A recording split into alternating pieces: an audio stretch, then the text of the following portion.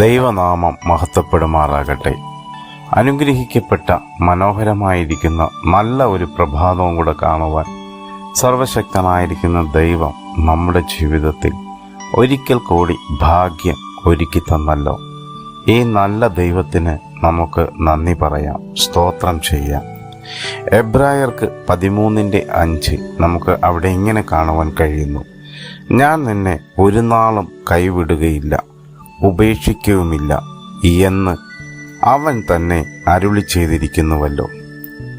വിശുദ്ധ വേദപുസ്തകത്തിൽ പറയുന്നത് പോലെ കർത്താവ് നമുക്ക് തുണയായി കൂടെയുണ്ടെങ്കിൽ പേടിക്കേണ്ട കാര്യമില്ല.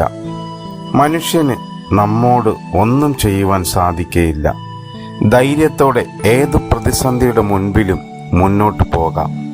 കാരണം വാഗ്ദത്തം ചെയ്ത ദൈവം വിശ്വസ്തനാണ്. വാക്കു മാറിപ്പറയുവാൻ നമ്മുടെ ദൈവം മനുഷ്യനല്ല. ചെങ്കടലിൻ്റെ മുൻപിലും എരിയുന്ന തീച്ചൂളയുടെ നടുവിലും സിംഹത്തിൻ്റെ ഗുഹയിലും ജയിലറയ്ക്കുള്ളിലും സകലവും നഷ്ടപ്പെട്ടു രോഗം ബാധിച്ചു അവശനായി ജീവിതം പോലും ആർക്കും വേണ്ടാതിരുന്ന ഇയ്യോബിന് നന്മകളും അനുഗ്രഹങ്ങളും ഇരട്ടിയായി മടക്കി നൽകിയ ദൈവം നിന്നെയും കൈവിടുകയില്ല, ഒരു നാളും ഉപേക്ഷിക്കുകയുമില്ല.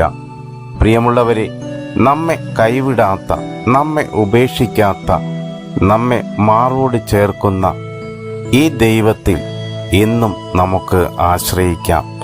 എല്ലാ പ്രിയപ്പെട്ടവർക്കും നല്ല ഒരു മനോഹരമായിരിക്കുന്ന ദിവസം ആശംസിക്കുന്നു.